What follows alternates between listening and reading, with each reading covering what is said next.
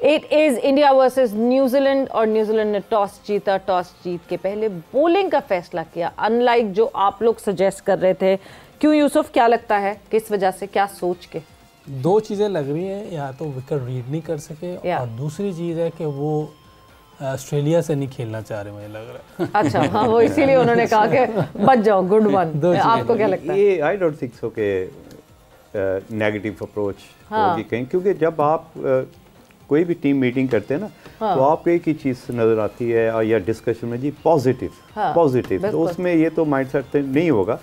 लेकिन रही बात, अगर रोहित शर्मा को देखें तो वो कह रहा था कि हमने पहले 2 मैचों में चेस किया है, तो वी वांट चेंज। कल को ये ना हो कि सेमीफाइनल में हमें कोई बैटिंग करवा दे, तो उससे पहले वो सडन एक्सपीरियंस फील लेना चाह रहे थे कि आज अगर हम टॉस जीते तो हम खुद बैटिंग करते हैं। एनीवे जो उनका मकसद था इंडिया का तो पूरा हो गया। Good toss to lose for India. तो बट व्हाई न्यूजीलैंड? कोई रीजन आपको समझ आती है कि क्यों बॉलिंग चुनी? क्योंकि हमने देखा है उनकी जो स्ट्रेंथ है वो 4 नंबर के बाद है, तो वही ऐसी पोजीशन होगी जहां, क्योंकि उन्होंने ओपन पे तो इतना अच्छा परफॉर्म नहीं किया न्यूजीलैंड, इसीलिए आज उन्होंने मिचेल को इन किया है और कॉनवे को बाहर बिठाया है, क्योंकि उनको पता है कि आप देखें ना, चक्रवर्ती को भी आज खिला दिया। इसका मतलब है कि वो जो सेमीफाइनल का एक स्टेज है वो इंडिया पूरे का पूरा उस टीम के साथ जाएगा, क्योंकि जितनी भी अपोजिशन टीमें वो सारी गोरे की टीमें हैं।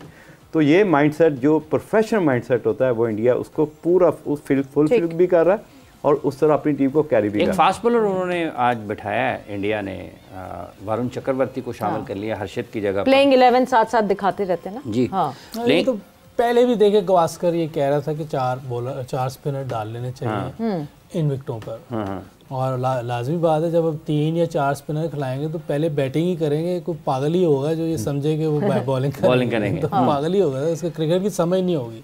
वो ऐसी बात कर सकता है। रविंद्र, अक्षर, जिस टीम में 4 स्पिनर, चारों ही अच्छे हैं। चक्रवर्ती को मैंने देखा नहीं है, लेकिन उसने अभी पीछे मैचेस में अच्छा परफॉर्म किया था, लेकिन बाकी 3 तो परफॉर्म करते हुए आ रहे हैं ओवर द इयर्स।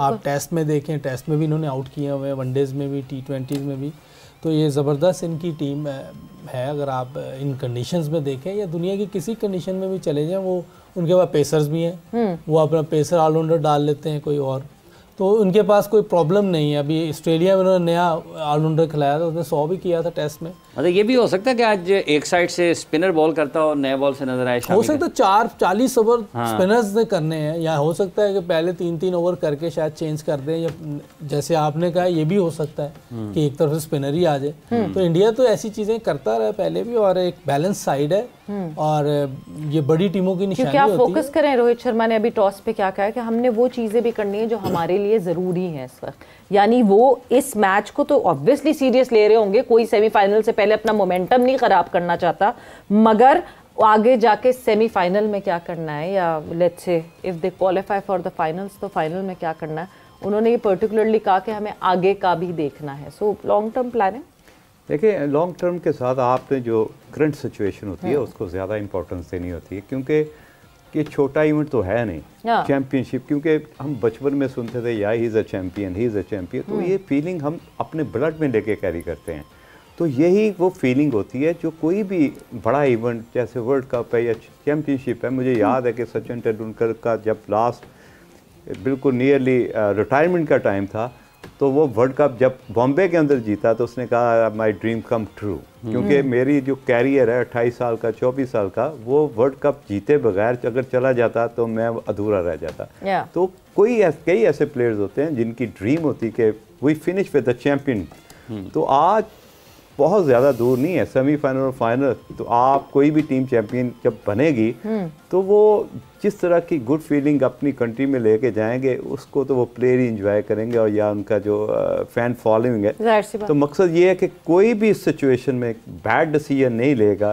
अब अगर आप रोहित शर्मा की प्रेस कॉन्फ्रेंस अब टॉस के बाद जो उसने डिस्कशन की, जो समराइज़ किया, इतना खूबसूरत समराइज़ किया कि उसने कहा कि बेसिकली हम दूसरी टीम को अवे नहीं होने देते, हम उनको ब्लॉक करने की कोशिश करते कि कई दफ़ा होता है एक ओवर में 20 रन हो गए तो इसका मतलब थोड़ी देर के लिए आपसे गेम थोड़ी सी दूर हो जाती, तो वो अलाउड नहीं करना चाह रहे बेसिकली कि कोई भी अपोजिशन का प्लेयर हमसे गेम को थोड़ी देर के लिए भी अवे ले जाए तो ये अच्छा बड़ा पॉजिटिव माइंडसेट है और अच्छा लगता है जब आप इस तरह की डिस्कशन करते हो।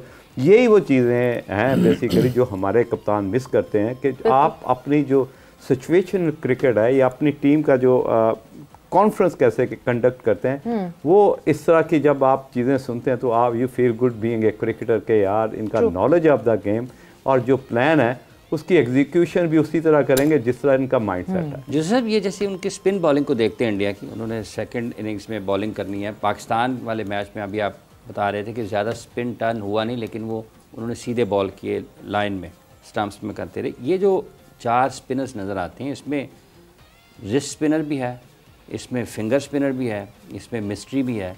तो ये जो वेरिएशन है, अगर स्पिन उतना नहीं मिलता या फिर जब वो चेज़ करने के लिए न्यूजीलैंड जाएगा तो ये मुश्किलात पैदा करेंगे, डिफरेंट किस्म की आपके पास वेरिएशन आएगी इन उसमें बॉलिंग में भी। देखिए इंडिया मशहूर है दुनिया में स्पिन को सबसे अच्छा खेलता है, तो हमारे मिस्ट्री स्पिनर ने उनको मुश्किल डाली हुई थी। अब विकेट चेंज हो जाए तो कोई और बात है, लेकिन जो उस मैच की अगर बात करें तो उसमें दूसरी इनिंग में टर्न हुआ है, शुभमन गिल का कितना ज़्यादा टर्न हुआ, तो वेयर एंड टेयर तो आता है एशियंस विकेटों में, अगर नहीं आया वो और बात है, लेकिन पहली इनिंग में तो कोई टर्न नहीं था। जो उसको मिस किया न्यूजीलैंड ने, शायद मैं जो मुझे 2 चीज़ें समझ आ रही वो मुझे यही लग रही हैं। ये तो हमने भी पास्ट में किया हुआ है, हमारी इतनी बड़ी टीम होती थी, सामने देखते थे, ये टेक्निक होती है कि क्यों आप मुश्किल में जाएं। आप अपने आप को इजी जगह पर रखें ना, आपके पास मौका है तो क्यों ना आप लें। ये भी एक टेक्निक होती है, ये बड़े प्लेयर्स की निशानी होती है कि वो इस तरह की चीज़ें करते हैं। और न्यूजीलैंड की टीम जो है इसमें बहुत ज़बरदस्त टीम है, मुझे तो फाइनलिस्ट 2 टीमें जो नजर आ रही है। स्ट्रेंथ क्या लगती है आपकी इस टीम की, या बैलेंस है हर जगह पर नजर आती है न्यूजीलैंड की? हाँ, बहुत बैलेंस टीम है। अगर आप देखें स्पिनर्स भी, आप रचिंद्रा भी डाल लिया है, ये भी थोड़ी बहुत स्पिन करता है, और फिलिप भी करता है, और 2 उनके स्पेशलिस्ट स्पिनर हैं, मेन स्पिनर हैं, और 7 बैटिंग करते हैं। बहुत बड़ा एज है उनके पास। बॉलिंग फास्ट बॉलर उनके तीनों बहुत अच्छे हैं, बहुत अच्छे। अपना क्या नाम है उसका, ये प्लेइंग 11, हाँ, हेनरी बहुत जबरदस्त बॉलर है। इसने इनको सेमीफाइनल वर्ल्ड कप 2019 में ऊपर से उड़ा दिया था। जेमिसन भी बैटिंग करता है, मारता बड़े तो उनकी टीम बहुत, रॉक बड़ी जबरदस्त बॉलिंग है, यंग बॉलर है, मैं 1.5 साल हुआ इसको आए हुए, इसकी पेस है, जगह पे बॉलिंग करता है। हो सकता है कि फास्ट बॉलर को इतनी हेल्प ना मिले यहाँ, लेकिन फिर भी इनकी बॉलिंग जो है ना, विकेट टू विकेट जो है, खास तौर पर मैट हेनरी ये बहुत अच्छी बॉलिंग करता है। तो इनकी बैटिंग में आप देखें, टॉम लैथम बांग्लादेश के खिलाफ मैच हुआ था इंडिया का, वहाँ फास्ट बॉलर फाइफर था शामी का, फास्ट बॉलर्स को जिसने अप्लाई किया था उस विकेट पे, तो फायदा होता है। लेकिन लाइन पे आप, लेकिन इंडियंस बैटिंग भी तो आप देखें ना, बहुत जबरदस्त है। तो मुकाबला एक इन दोनों का मुझे नजर आ रहा है फाइनल में भी, बाकी तो कुछ भी हो सकता है, लेकिन जो टीमें बैलेंस है वो ये 2 टीमें। अच्छा, मुझे सब जब स्ट्रेंथ की बात करते हैं तो इंडिया की कौन सी चीज़ आपको ज़्यादा बेहतर है, मतलब बैटिंग की अगर हम बात करते हैं या बॉलिंग की बात करते हैं, तो कौन सा ऐसा शोबा है जो ज़्यादा मजबूत है?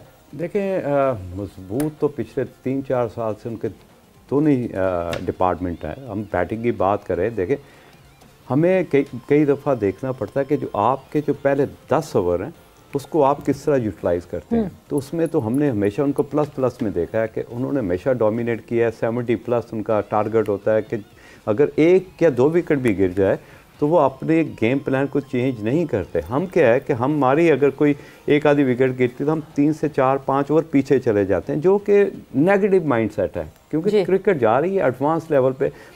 रही बात उनकी बॉलिंग अटैक, इसलिए उनका हमेशा टॉप क्लास रहा है कि वो बैट्समैनों को ब्लॉक कर देते हैं, एक सडन ब्लॉक बना लेते हैं, और उसके बाद उनकी आर्म एक्सटेंशन को अलाउ नहीं करते, जिसकी वजह से जो रन रेट है उसकी एक्सेलरेशन में दूसरी अपोजिशन को गलतियां ज़्यादा करनी पड़ती हैं। ये वो पॉजिटिव है जो इंडिया पिछले 3-4 से कैरी कर रहा है, और दूसरी टीमें इस चीज़ को बहुत सीरियस मिस कर रही है। हाँ। अब देखना ये है कि अगर 1-2 विकेट गिरती है, साथ ही वो जब स्पिनर ले आते हैं तो बॉलर्स जो है वो सिंगल डबल पे आ जाता है। नॉर्मली इंडिया उस सिचुएशन में चौके छक्के मारना शुरू हो जाता है। ये वो जो एक सर्टन गैप है दूसरी टीमों में, ये प्लस पॉइंट इंडिया को जाता है। और नो डाउट दोनों टीमें बैलेंस है, इनफॉर्म है और एक्सपीरियंस्ड है जी, लेकिन थोड़ा सा स्लाइड ही एज जाएगा इंडिया को, क्योंकि वो ऑफ स्पिनर को ज़्यादा बेहतर खेलते हैं। वो जो एक्सपीरियंस की जिस तरह बात की अभी मुजाहिद साहब ने, एक बहुत अच्छा सा एक ये सिस्टम बन गया जो कि हमें दिखता है वक्तन फवक्तन टीम इंडिया के लिए। Varun Chakravarthy was not in the first squad. England के खिलाफ जब मुकाबला हुआ, जब मैचेस खेले, वरुण दिखे कि वरुण इस वक्त बिल्कुल प्रॉपर इस वक्त लग रहा है कि फॉर्म में है, इनको रखना चाहिए, and he entered the squad उस टाइमलाइन से पहले जो आईसीसी आपको टाइमलाइन देता है चेंजेस करने की। सो बुमराह की जगह हर्षित और आपको वरुण दिखे एंटर होते हुए। इससे पहले हम पैरेलली पास्ट में बात करें, सो जहां जहां इंडिया टूर कर रही होती है उससे पहले उनकी टीम ए वहां चली जाती है, उनकी टीम ए वहां टूर कर रही होती है।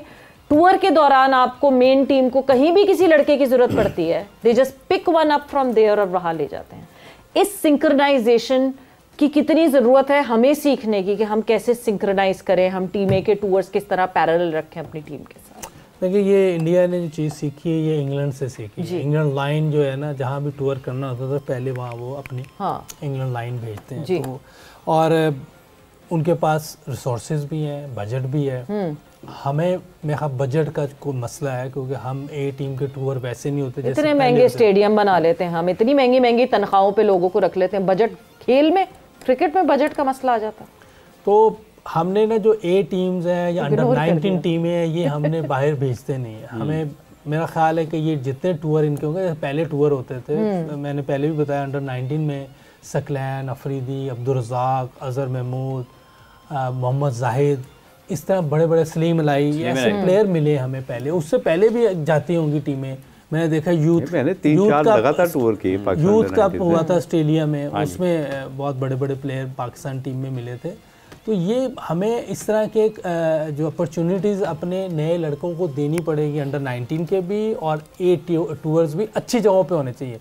भाई जिम्बाब्वे जा रहे हैं, बांग्लादेश जा रहे हैं, श्रीलंका, ऐसे टूर नहीं, अच्छे टूर, इंग्लैंड जाएँ, ऑस्ट्रेलिया जाएँ, न्यूजीलैंड जाएँ, साउथ में, ऐसे टूर्स हमें करने चाहिए ताकि हमें दोनों जगह खेलना आ जाए, स्पिन भी और फास्ट बॉल। अभी तो हम डार्विन चले गए ना, डिस्ट्रिक्ट की टीमों से खेलते रहे मुझे ऐसा वहाँ पर, ये भी एक अच्छा तजुर्बा होगा, कुछ सीखने को मिला होगा। देखिए बिल्कुल यूसुफ ने बड़ी अच्छी बात की। मुझे याद है कि जब मोइन हमारा अंडर 19 का कैप्टन था तो इमीडिएटली हमने 3 से 4 टूर किए, उसमें इंडिया भी था, बड़े बड़े नाम, अनिल कुंबले, अजय जडेजा, विनोद कामली, सलीम खान, ये वो थे जो इंडिया की तरफ से खेले। हमारी तरफ से मोइन था, अता था, जाहिद फजल था, माई सेल्फ था। तो ये टूर बिल्कुल होने चाहिए। और इससे क्या है कि जब आप इंटरनेशनल फील लेना शुरू हो जाते हो, जब आप ट्रैवलिंग करते हो डिफरेंट कल्चर में जाके, तो आपका कॉन्फिडेंस के साथ साथ जो आपकी ग्रोथ है ना सिर्फ क्रिकेट में बल्कि आपको डिफरेंट एक्सपीरियंस के साथ साथ डिफरेंट पिचों पे भी खेलने की हैबिट होती है। और ख़ास तौर पे जब आप बड़े बड़े कमेंटेटर के सामने परफॉर्म करते हैं, जिस तरह वो आपकी इनिंग को बताते हैं कि आप में कौन कौन सी चीज़ें पॉजिटिव हैं और कौन कौन सी चीज़ पे आप लैक करते हैं, ये भी आपको इन्हेंस करने में बहुत इम्पोर्टेंट रोल प्ले करती है। इम्पॉर्टेंट रोल प्ले करती हैं, ये वो चीज़ें हैं जिनको आगे बढ़ाने की ज़रूरत है। और यही